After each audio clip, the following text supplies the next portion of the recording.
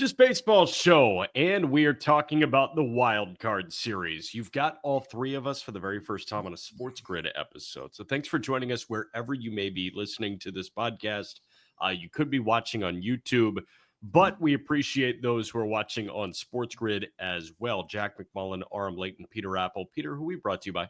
BetMGM, the sportsbook born in Vegas. Remember, folks, download BetMGM, whether that be on iOS or Android, and use promo code JustBaseball. Why? First bet offer up to $1,500 back in bonus bets if your first wager loses. Just remember, gambling problem, call or text 1-800-GAMBLER. Must be 21 years or older.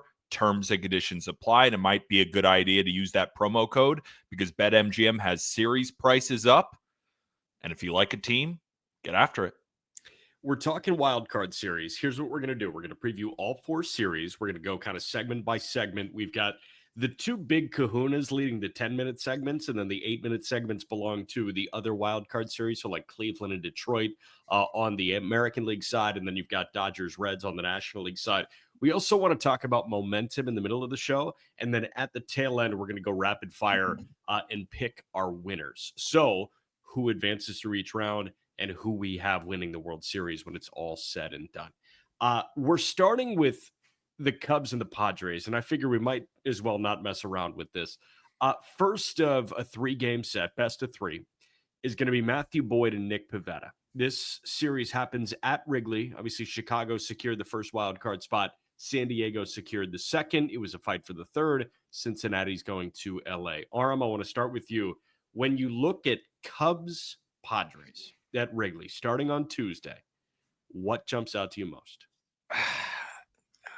I don't know if there's something in particular other than the fact that I wish I could be more bullish and excited about the Cubs. We talk about momentum, and we're going to get into that in terms of like how performance correlates to momentum and maybe how it doesn't. But I do think that health and just team sentiment on that side of things could definitely make an impact. And I'm just a little bit worried about, okay, Kyle Tucker's back. That is a big jolt. That's exciting. As he had enough runway to really get into a rhythm again to make an impact. Also, like we knew he was going to play no matter what, essentially. How healthy is he? How hard is he pushing it?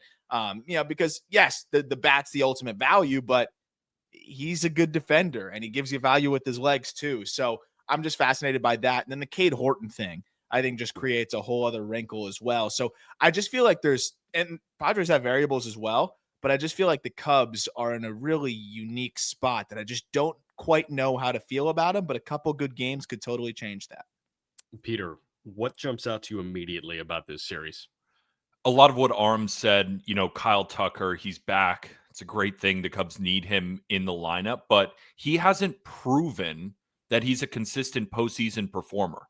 He's got a 685 OPS in 64 postseason games. Now, does that mean that he's going to immediately crumble in the postseason like he has in the past? Absolutely not. He's Kyle Tucker. The regular season has proven that he's one of the best players in baseball.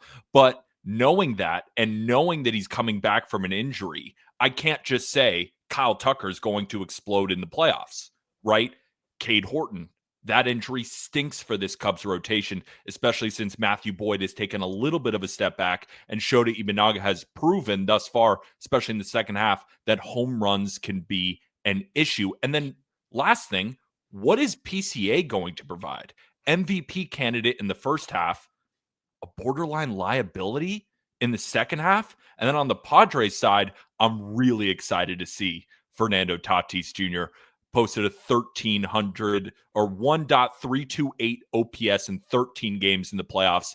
Not a huge sample, but in those 13 games, he's been unbelievable. Brother, let me shout you out. You absolutely crushed that. 1.328 is 1,300. That's a 1,328 OPS. Great job. Well, it's a little bit higher. I don't want to do him a disservice. I understand. The big thing that jumps out to me here, and I can appreciate what you guys are saying on the bat front, and I want to give PCA bonus points because he wrote an article in the Players Tribune. I haven't read it, but if you write an article in the Players Tribune, chances are you get 10 brownie points and you'll be, 10 ticks better in the postseason. The Cubs would be a heck of a lot better if they had this Jeremiah Estrada guy in their bullpen. There was an article in The Athletic about Jeremiah Estrada getting DFA'd by the Cubs on his 25th birthday, and this guy has blossomed into one of the bullpen aces of the many that San Diego has. I look at this matchup and I go kind of unit by unit, right? And you look lineup, you look bench, you look rotation, you look bullpen. The most glaring difference for me is the bullpen advantage that San Diego has. Short leash, Boyd goes game one. How do the Cubs mix and match game two and game three if there is one? I have no idea. But I will tell you, we are getting into the bullpens very quickly in each of these games. Pivetta, how long does Pivetta go? Does he go 5? Give me 4 innings of the Padre bullpen over 4 innings of the Cub bullpen any day of the week. That is the stark advantage to me. And bullpens win, man. I mean, how often do we talk about the night shift for Atlanta or that Royal bullpen in 2015? Every team that goes deep in this thing has a formidable trio in their bullpen. I don't know if the Cubs have that. And listen, if Andrew Kittredge or Drew Pomerantz has an out-of-body experience for an entire month, bless them, I'm wrong. But I trust the high-octane stuff in San Diego's pen. I just do.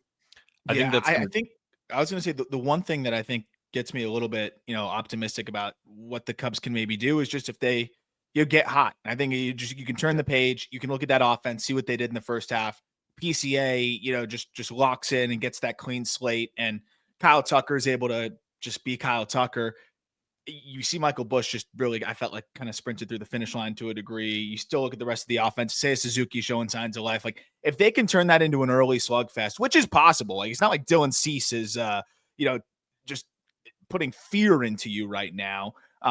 Then I think you can make this thing interesting. And then game 3, it's Michael King, but Michael King has been banged up a lot of the year, and you can, again, turn it into a slugfest and try to get it going early. It's going to be hard if you're playing from behind, obviously, given the bullpen that the Padres have, but I think it's just even more important. Can they get runs on the board early? And the one thing with the Cubs, though, if that is the way that they win, like, if that's the way I think they can win, I actually think that's a way that they can actually get things going. And that's probably their only path to winning, but it's also something that they're very capable of being able to do, which is just get the offense going early. Real quick, along that point, do these games at Wrigley matter to you? Do them being the at fact Wrigley that it's home, Diego? without a doubt, it's really hard to hit in San Diego. And I mean, you talk about the environment and the advantage they'll have there, without a doubt. And that's why I think they claw some of that back. But I think a lot of the pressure is going to be getting to that starter, because once you're playing from behind, it's going to be real tough. But this offense has the ability to get to those starters. And even Pavetta's been awesome, but this isn't, I don't think you're not running into Zach Wheeler. You're not running into some of these other guys. This offense could absolutely get going. And the thing is, though, is I'm looking at it like a 5-6 inning game for the Cubs offense versus, I think the Padres, it's a little bit different. Yeah. Couldn't agree with Arm more. The way the Cubs win this series is getting a lead early. Arm, you mentioned Dylan Cease, and Michael King has been banged up, and then when he has returned, he's pitched to a 5.74 ERA in September. So Nick Pivetta has been very solid, but if the Cubs can get a lead on him, they have to feel confident that they can get a lead against Cease and against King, and then that huge advantage, I agree with you, Jack, that the Padres have in the bullpen is nullified if the Cubs can get a lead here. So the series will come down to, can the Cubs jump on the Padres first? Because if the Padres are able to get a lead, the series is over because of what you said about their bullpen. It is so damn good. So really, to summarize the series into 2 players for me, PCA and Kyle Tucker, can those 2 be the first half versions of themselves?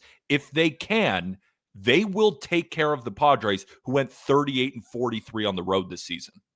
Yeah. Okay, so I'm going to sum it up real quick in 2 players for me, Dylan Cease and Michael King, because the Padres need to get out to an advantage. Aram, you sum it up. I was going to say Shota Imanaga too, because it's going to, no matter how many runs you put up, if they got Shota Imanaga that they got on the last start of the season, which was 8 earned, you're going to be playing from behind. So they need Shota to step up, especially with no Horton, and be the guy that we saw in the beginning of the year. We are not going to predict who wins this series right now. We're going to do that rapid fire at the end of the program, but we just gave you the groundwork for San Diego and Chicago that is at Wrigley Field.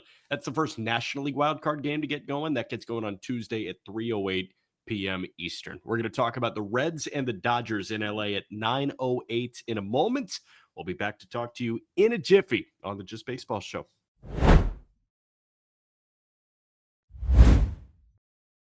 All three of us on the Just Baseball Show, Jack McMullen, Arm Layton, Peter Apple. We just talked about the Padres and the Chicago Cubs at Wrigley Field. Now we go out to LA. The LA Dodgers secured the National League West, but they finished with the third best record among the division winners, which means they did not get that first round bye. They play in the National League Wild Card Series against the Cincinnati Reds. Game one of that Wild Card Series gets going at 9:08 p.m. on Tuesday. That's Eastern time, 6:08 out in LA. Hunter Green officially gets the ball for the Cincinnati Reds in game one. But in game one for LA, I don't see anything official just yet. I saw Snell somewhere. I'd assume it's Blake Snell. This is going to be a whale of a pitching matchup in game one. Obviously, there's a stark contrast in offensive firepower between the Dodgers and the Reds. Is this as much of a rollover as the general baseball world thinks it is, Arm Layton, or no? I'm excited to get Peter's thoughts on this because I know he's been putting together, like the who has the advantages and kind of a whole outlook from not only just a betting perspective, but just in general. And, I think a lot of the conventional numbers will probably point you towards that. And of course, you just look at the roster situation. But I think in these wild card settings, when you've got a really good rotation, anything can happen. And the Reds, the reason why they made the playoffs is it was not the offense, obviously. It's been the fact that they can get a quality start as frequently as just about any other team right now, especially down the stretch. So I don't think it's this obvious one-sided series here when it's a best-of-3 set and you've got a good chance that if it goes 3 games of getting 3 quality starts. And from that perspective, I think the Reds always have a shot.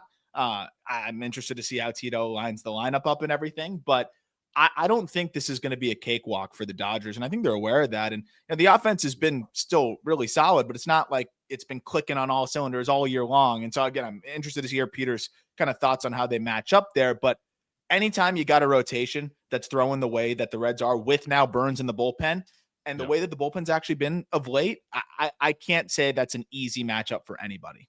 And real quick, the rotation for Cincinnati across all 3 games, if this does go 3 games, is Green, Lodolo, and Andrew Abbott, the All-Star. So I agree with Arm. I don't think it's going to be a cakewalk, but I think a sweep is likely here. And when I broke it down, the Reds do have a fantastic rotation, especially with Hunter Green going game one. Grew up in LA. I was in the ballpark to watch him on opening day when, the crowd was going wild. Now, that can't really relate it to a postseason start, but it's probably the most pressure Hunter Green has had in his big league career, and he was phenomenal. I think he is going to show up in LA, and I think he's going to dominate. But the thing is, so is Blake Snell, a proven playoff performer. And it doesn't help the Reds' case that they rank 26th in WRC plus against lefties. So I think that's probably going to be a low-scoring win for the Dodgers. And then I continue to look at where the edges lie for Cincinnati. What has been the big issue for LA? The bullpen. They rank 17th in fielding independent pitching this year. The Reds rank 26th. So for the Dodgers' bullpen woes, the Reds, in totality, have been worse. And we don't even have to talk about the offensive side of the game, where the Dodgers against both lefties and righties have been a top 5 team, while the Reds have been in the bottom half of the league against both righties and lefties. And it also doesn't help Cincinnati's case that they got into the postseason not because they had this incredible run. The Mets kind of handed it to them. Over the Reds' last 80 games, they went 40-40. And they're a below average team on the road going 38-43, going into LA where the Dodgers have won over 50 games at home. I just can't find the area where the Dodgers let up here, knowing how experienced they are versus the inexperienced team. It's just all Dodgers to me.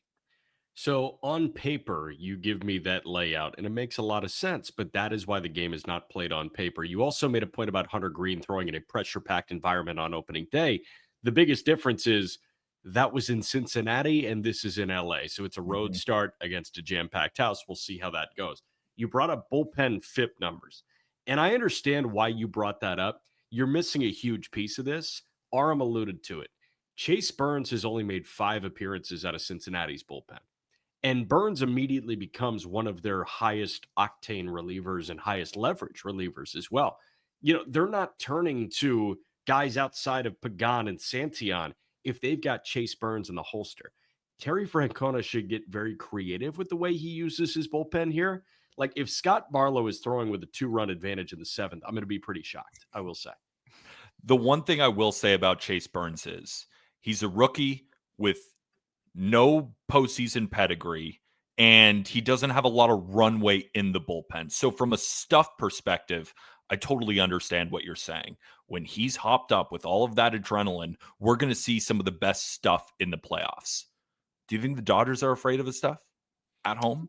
No, I don't. That's think why so. I just don't think that changes really anything in this bullpen conversation. It makes the Reds a little bit better, but I don't think it takes such a leap where it'll end up mattering in a short series where the Dodgers were used to them babying their starters in the regular season. They led Major League Baseball in innings pitched by the bullpen. In the postseason, they're going to get a lot more length out of guys like Snell and Yamamoto. We saw Shohei Ohtani go 6 strong. The bullpen woes, I think, are going to be mitigated by the length out of the Dodgers starting rotation. I just don't see how the Reds can overcome that. I think the one way is just, if they continue to have the issue of, well, who shuts the door for them, the Dodgers? Like who's going to shut the door for the Dodgers? And I think someone's got to step up, obviously, and do that. And you hope that maybe Tanner Scott snaps into form, in the playoffs, or somebody else does. But it's the conversation that we had just a week or two ago, which is who do you trust right now in the Dodgers bullpen? And I still don't think that there's a real confident answer.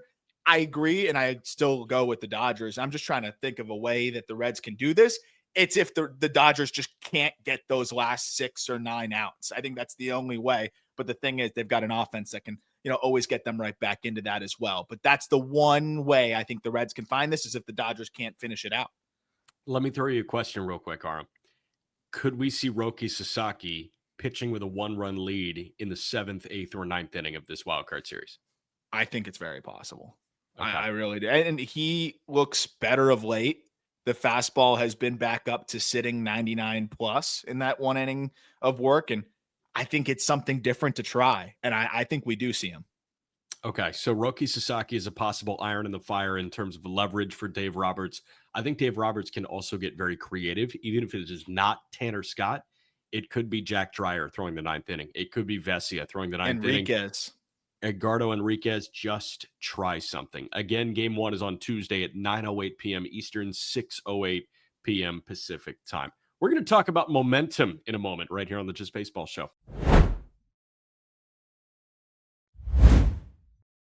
We just gave you the National League Wildcard Lowdown. We gave you Cubs Padres at Wrigley Field. We also gave you Dodgers Reds at Dodger Stadium. Before we get to the American League side, we're going to use this segment to tell you about momentum. Is it a thing? Is it not a thing in October? Peter Apple, you did reading. I clowned you because you said, I saw a study. And I said, are you reading academic journals in your free time? And he said, no, I saw a tweet. I was like, oh, a study and a tweet are very different things. You found a perfect middle ground, an article. Tell me about your findings. I still want to call it a study because I think it makes me sound smarter. But yes, there was an article written on MLB.com back in 2023, and they looked at both the hottest and the coldest teams through the final month of the regular season and how did they perform in the playoffs. The Guardians went 20-7 throughout the final month. The Tigers 7-17. So I think a lot of baseball fans will immediately think Guardians are going to stay hot and they're going to take down the Tigers, right? You can't end the season that poorly and expect to have anything going in the playoffs. The thing is, that sentiment is not proven since MLB expanded the wild card back in 2012. If we look at every team who was the best through the final month of the regular season, only 2 teams have gone on to win the World Series. That was the 2020 Dodgers who went 43-17, by far the best record in baseball. So yes, they ended the season strong, but they were just the best team. For 2 months. It was a 2-month season. Exactly. Like it was COVID anyway. In 2022, that was a full season. The Houston Astros, best team in baseball through the final month. That team won 106 games. That's why we call them inevitable, because we felt like we were watching the Avengers assemble, right? That those two teams were excellent. If we look at other incredible teams, the 2021 Giants who won 106 games, they lost their first series. The 2017 Indians, the 2016 Red Sox, the 2014 Nationals, 2013 Indians, and the 2012, I said 2012 too many times, 2012 Braves all lost in their first series. So there's actually more of a history of those teams losing early. Now, if we look at cold teams, you get the same results, which is nothing. And what I mean by that is none of these cold teams have ever even made the World Series. So if you're a Tigers fan, winning the World Series or even getting there, history tells you it's not going to happen. However, it doesn't tell you that you're not going to get through the wild card, through the DS, and even into the CS. So the reason I wanted to bring this up is just because you're hot doesn't mean that you will have postseason success. If you're already a really strong team, one of the best in baseball, and you end the season strong, those teams are best suited to go on a playoff run. And the teams who are the coldest, it's unlikely you go to the World Series, but it doesn't mean you can't compete. And all of this history is just since 2012. So the Tigers could right those wrongs. The Guardians could be the third team to go win the World Series, or they could be the seventh team since 2012 to get bounced in their first series. It's interesting because like it seems like the more the other thing that's fascinating is the more postseasons that we just take in here, and just the more baseball in general we watch it, I think we realize the less we know. And it's I think when you think about a team struggling going into the postseason, it's always, oh, well, then they're just going to get slapped in the face first series. But to your point, it's not always going to go that way. You can have a good handful of games. But I feel like if you limp into the postseason, it's indicative of something being deficient in your team that may not rear its head in a 3-game set or 5-game set, but over a span of 12 to 18 games, which would be multiple series there, maybe that deficiency that hurt you in the last couple months rears its head and holds you back. And I think the thing that I guess I take away from that the most is that anything can happen in 3, 5-game sets, even maybe one singular 7-game set. But it becomes a lot more difficult when the sample gets larger, which is all the way to the World Series. So I think that's why, and we've been wrong so many times predicting, and I know for myself, like predicting initial series outcomes, because I'm like, oh, they're cold. They're going to get smacked right here. And they make it work. But then they get smacked the next series. And you're like, oh, they turned it around. Now they're going to get rolling. Nope. So that's the fascinating thing. And I think I'm excited to continue to get more info on this too, because like you said, we're only working with about 13 years of data here. Yep. One quick thing, Jack. When general managers say the postseason is random, and a lot of fans freak out about that, and they say you should do more. The fans, I understand where they're coming from, but those GMs are right. It is random. Yes, and Dave Roberts had a tremendous sit-down with Bob Costas that I think aired on MLB Network a week or two ago. And his line that stuck with me from that sit-down was the postseason is about people. It's about players. And he cited Walker Buehler and Kike Hernandez. Those guys have been underwhelming, but they have stepped up in postseason moments. It's not about trends. It's about the players that are on the field. And who's to say Blake Trinan can't step up for the LA Dodgers or another wily vet step up for a contending team? We're going to get to the American League side in a moment. Before that, quick break.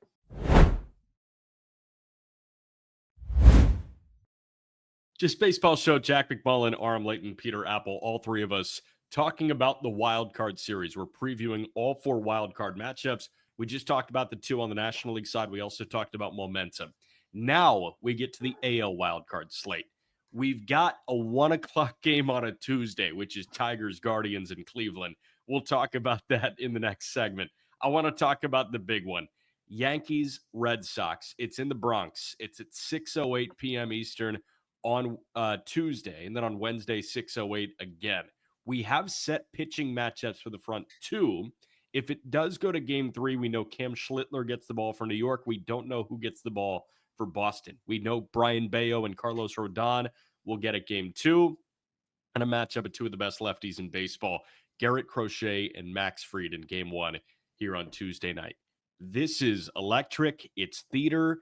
This is the most storied rivalry maybe in all of sports, certainly professional sports, and we get to see it on the wild card stage again. There's some recent history between these two on this stage, but it feels a little more fun, a little different with Crochet and Fried going right now because these are the two shiny new toys for both of these sides. It's perfect.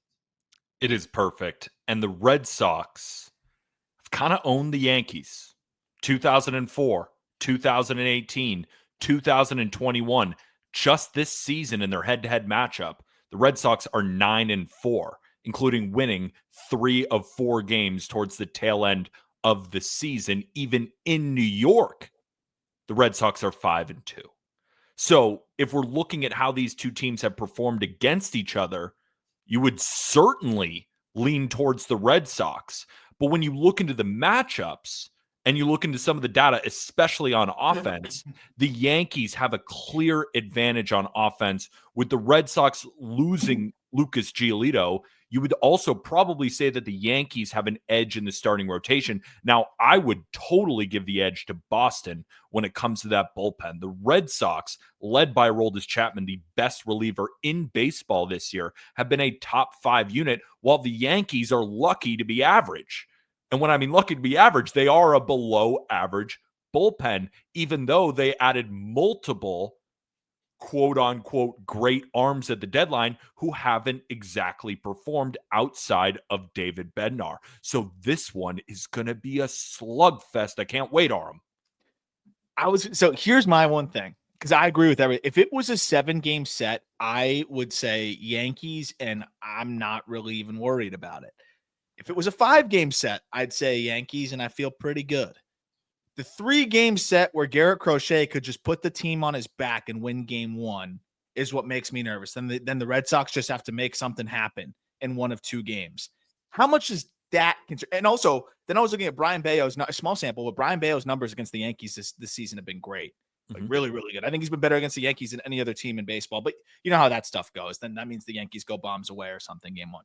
But 3-game set, and the Red Sox have the advantage in game 1 pitching wise. And then of course, Yankees make it up there on the other side of things. How does that make you feel though, in terms of like, how much weight do you put into just having one of the best pitchers on the planet? And I feel like I'm underselling Fried, but I just think Crochet in a way can just legitimately win you the game by himself. How much does that sway things for you? It's got me thinking a lot of different things. Here's where I'll start. The Yankees right now are minus 130 favorites on BetMGM against the Red Sox in game 1. And you ask yourself, why? Garrett Crochet has won all 4 of his starts against the Yankees this season. All 4. And he's been an underdog in most of those, right? Especially if he's facing off against Max Fried or whatever, right? He's loading up on strikeouts. He has just been awesome. But on the other side, Max Fried has a 1.96 ERA against the Red Sox this season through 18 innings. Crochet has won all 4 of his starts, but it's a 3.29 ERA. We've even seen Aaron Judge go yard. We've seen Aaron Judge strike out all the time against Garrett Crochet. We've seen both happen. So what I will say is, how likely is it that Garrett Crochet wins all 5 of his starts against the Yankees this year? I don't think it's very likely. I just think it's really hard to beat a team every single time in 5 times that you face him. When Fried has these great numbers against the Red Sox, when the Red Sox have lost Roman Anthony, and you look at the differences in offenses, especially because the Yankees, especially in the second half, that offense has been incredible. Stanton's heating up. Judge really took hold of the MVP. He's now up to a minus 330 favorite on BetMGM, even though Raleigh hits a home run every day. That's how good Judge has been. So for me, I think the Yankees are going to win this series. Now, from a betting perspective, plus 145, there is value on the Red Sox. Are you kidding me? The Red Sox could definitely win this series. So I think the price is off, but I still go with the Yankees to end up winning it. And I think a big reason why losing Giolito is really tough because now are the Red Sox going to go with a rookie in Connolly early or Kyle Harrison when the Yankees are the best team in baseball against lefties this season? That's tough. So the Red Sox could even win game one. Doesn't mean they're winning the series. A couple of counters. Number one, I think it would be silly to chalk Garrett Crochet losing the fifth start up to just probability. It's like, oh, what are the odds that he wins all 5 games? Well, it's Garrett Crochet. I would throw the odds out the window, especially when you get into a wild card start. Number two, it's okay if they turn to Connolly early. Look at the other side. We're saying that the Yankees would have this distinct pitching matchup, and I love Cam Schlittler, but Schlittler is never thrown in this environment. Neither is Connolly early. So you've got a matchup of rookies in game 3 if you do get there. I think it's important to note that Max Fried has a career ERA over 5 in the postseason. So you've got Crochet throwing against Fried, who has historically struggled in the postseason. I'll go out on a limb here. The winner of game 1 wins this series. I really don't think a team is winning 2 and 3. I think whoever wins game 1 is going to take this. It could very well be a sweep. Aram, you mentioned Bayo has been great against New York. If Fried throws the ball well, Rodon seems like an energy guy that could just totally get that via transitive property through Max Fried and through the Yankees and just shove his way through game 2. So I'll call a 2-game series here. I think the Red Sox take game 1 because Crochet can win all 5 starts he makes against the Yankees. And I think that Bayo rides that momentum. So I think the Red Sox take it in 2. I gave you a prediction. I know we were supposed to save those until the end, but just thinking through this right now, it makes a lot of sense to me that the Red Sox can win this thing in 2. You just couldn't. He couldn't wait to tell. He's so Peter fired that up. he couldn't wait to tell you that the Yankees were going to lose. He Judge couldn't even wait till the last segment. He wants to bury the Yankees. He's been on the Cal Raleigh MVP trade all year. This is a Super Bowl. Seeing me in pain rooting for the Yankees, where I try and give a lot of Super Bowls in Miami recently. Yeah. Did you see Jack winced at Kyle Tucker's 685 OPS through 64 games? He said, well, we can't really take that into consideration. But then Max Fried, his postseason numbers, those really matter. So, you see where Jack is in terms of his bias. Me, I'm staying steady. I'm staying right down the middle, Arm. Yeah. Yeah, I agree, Jack. You might need to look in the mirror. I agree. Ridiculous. Okay, give me an X factor. We've got 2 minutes here on this segment. Give me an X factor in this series. I already laid out that my X factor is Crochet, I think. So I know that this is really obvious.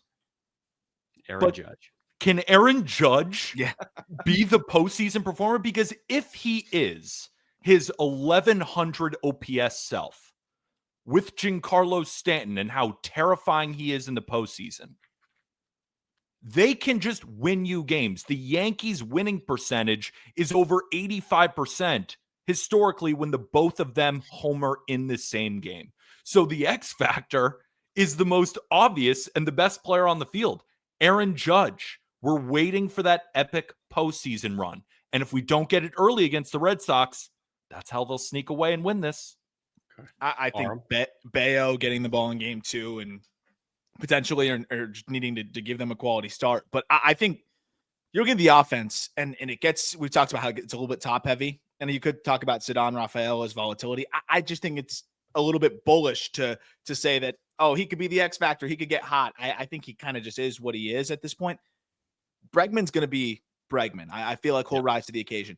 But the guy that has the capability of maybe being able to jolt this team with the different ways he can impact the game, Jarren Duran needs to be closer to last year's Jarren Duran. He had a really nice season when you look at it overall, turned in a good year. But Jarren Duran needs to be, I think major impact Duran. And I think that makes a different looking offense for the Red Sox. Very excited for this next installment of Red Sox Yankees in the Wild Card Series. Again, Tuesday at 6:08, it'll be Garrett Crochet against Max Fried. And then on Wednesday in game 2, it'll be Brian Bayo against Carlos Rodon. We will see if we get a game 3. Next series now.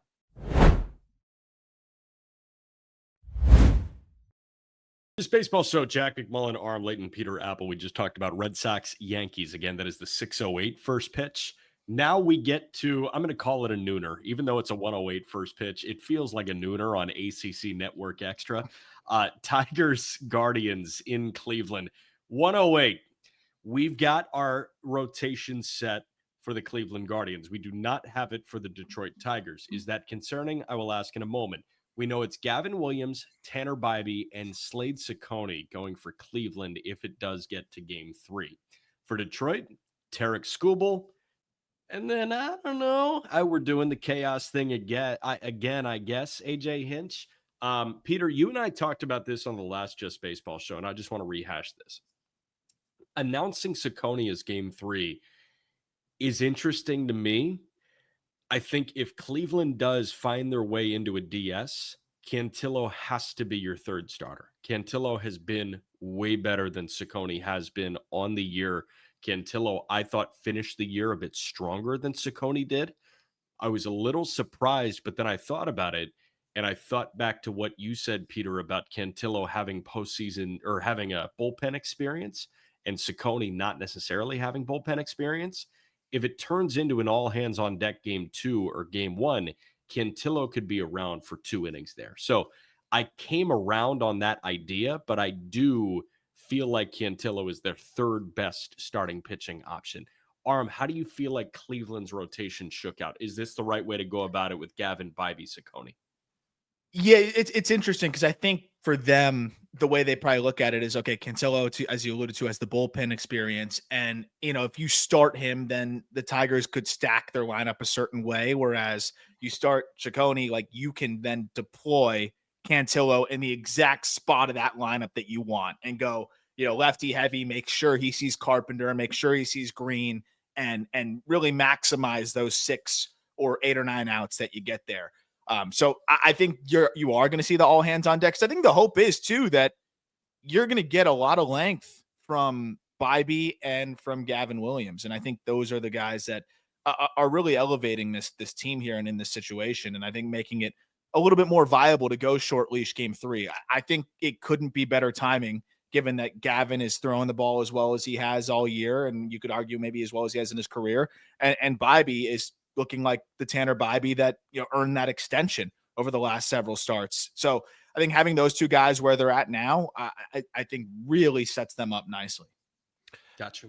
Looking at the reason that they probably put Ciccone in there instead of Joey Cantillo is the Tigers are the second best team in baseball this season against left-handed pitching. Wow. A 114 WRC plus. Which you would never expect with Carpenter and Green being their 2 big boppers. I know, but then you look at some of the righties that they're able to deploy, like Wenzel Perez, Andy Ibanez, even Justin Henry Malloy, like even going deep down to the bench. And then a lot of their righties in the lineup of heavy splits where Riley Green and Kerry Carpenter and those two are really helping them against righties. But the majority of the lineup would prefer to face a left-handed starter. So I understand why they go Ciccone, because at the same time, I agree with you, Jack. Cantillo ended the season the strongest. Watching all of them pitch, he has looked like the best pitcher. But Ciccone also ended the season pretty damn strong. And when you look at the splits, and with the Guardians, they can just mix and match in this bullpen. Like the Tigers, they're known for chaos. The Guardians have the best fielding independent pitching in the bullpen this season, even over the San Diego Padres. Where you said this bullpen was historically bad 3 months ago. That's unbelievable to me. He's just putting words in my mouth that aren't even real. He's just putting words in my mouth that aren't even real. Peter said like 3 months ago, what if the Guardians have the 10th best bullpen in baseball this year? I said, oh, you think they're going to stink, huh? Well, here's what assume they would be record setting again. I mean, speaking about stinking, the Tigers rotation has issues. Speaking of stinky, yeah. I mean, outside of Tarek Skubal, Flaherty is not the pitcher that he was last year. Casey Mize has just been wildly inconsistent all year and on the shelf. The way the Tigers win this game is you got to win the Skubal start. You got to. And then you have to hit your way to wins, which is a really tough ask against Tanner Bybee, against Ciccone, and then this bullpen that's going to be ready to go. Cleveland at home. This series is a pick'em price. Hard not to lean Cleveland. Weird thing that could come to fruition here. Chase DeLauter's in Cleveland. He would be making his major league debut if he were activated for the postseason. DeLauter's on the taxi squad. This Cleveland Guardians lineup is very not good. They pitched their way here. We talked about it. They have the second lowest batting average in Major League Baseball. They're hitting 226 as a team. They could add some thump from the left side into Lauder. Obviously, someone would probably need to get hurt, but that's a weird wrinkle here, Aram. It is. I was very surprised when I saw that he hasn't played in a game since July 11th, and he messed his hamate up, I believe, this time around. So I'm excited. Like I hope he does get a shot. It is nice to just have that as a plug-in to deploy there. But that's my one concern with the Guardians is as amazing as they have been of late. In a couple games here, would you be surprised at all? Especially one of those games is against Scooble, but would you be surprised at all if that offense just peters out and just doesn't do anything? Like, that's the one concern I have. You get a couple big swings from the Tigers. That's what they did last year too. That's where I get a little bit, because part of me wants to just say, oh, the Guardians are set up way better. And I think they are in a lot of ways, but it's not like this offense is impervious to just hitting a wall and putting up 2 runs a game at best. Here's what summarizes this series for me. Tarek Skubal has 4 starts against the Guardians this year, tallying 28 innings, pitching to a 0.64 ERA. The Guardians have won 2 of those games. That's what we're dealing with here. The Tigers have the better offense. They have the best pitcher in this series. By far, they have the best pitcher in the postseason. Guardians might just guard ball their way to this thing. I mean, How do you explain what's happening in Cleveland right now? It's impossible. That's why, for me, I just lean towards the home team. I mean, Brian Rocchio hits a 3-run homer in the 10th on the final game of the regular season. They have a walk-off hit by pitch in the final weekend of the regular season. It really doesn't make much sense. I think back to that Guardians and Rays wild card series that we got a few years ago. And a reminder, in the postseason, you go back to the classic extra innings rules where there is no place runner at second base. You just play until somebody scores a run. Like, we could get a 1-0 game in 16 innings in a Scooble start. And how did game 2, game 3 shake out, we shall see. But that's why they're putting it on at 1. Yeah, no, perfect. It gives us plenty of time to recuperate and get ready for the next one. But yeah, this is, even though it's the 1 o'clock, it is going to be a fascinating 3-game wild card set. We're going to walk you through rapid fire pick winners in a moment. We'll be back.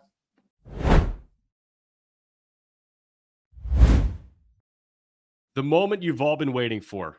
How does this idiot pick the postseason? I'll tell you right now. I'm going to walk you through it rapid fire. I'm going to walk you through series by series, and I'm eventually going to land on a World Series winner. I'm not going to give you a number of games. I'm just going to give you who wins and a quick thought as to why. American League wild card. I'll start with the Guardians and the Tigers. I go Cleveland. They can guard ball their way through. Tarek Skubal can only throw once this week. Red Sox, Yankees. I laid it out. I think Boston in 2. I think Crochet gets the win over Fried in game 1, and then Bayo gets the win in game 2. That would set up a Guardians-Mariners matchup. Mariners are rested. Julio Rodriguez is swinging it right now. Give me Seattle to get through there. You got Blue Jays, Red Sox. I am going to go Red Sox here. I like their offense getting hot, and the Blue Jays sitting there for a little bit just gives me the heebie-jeebies. So that means I've got Red Sox, Mariners. Give me the Seattle Mariners getting to the World Series. On the National League side, Reds, Dodgers. Give me the Dodgers. Too much firepower. That would set up Dodgers, Phillies. I like Philly here. I do. I think Schwarber continues this out-of-body experience that he's having this year. I think Harper steps up too. So Philly over the Dodgers. On the other side of the National League, it's Padres, Cubs. I'll take San Diego, bullpen advantage. Brewers, Padres.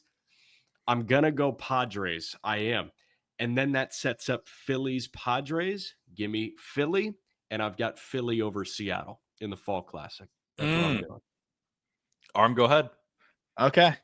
I hope I can do it as organized. I remember last time we did this, I kept getting lost. I'm like, so wait, then who do I have in the next series? And who do I have in there?